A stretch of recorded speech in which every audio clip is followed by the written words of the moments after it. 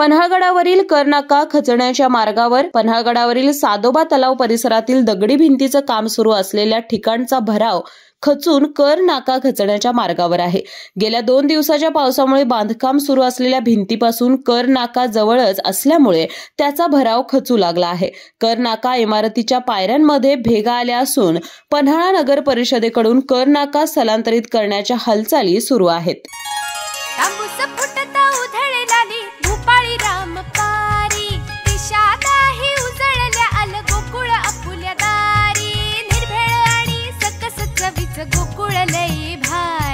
गोकुळ दूध आणि दर्जेदार दुग्ध उत्पादने। चव आहे कोल्हापुरी। गोकुळ लई भारी।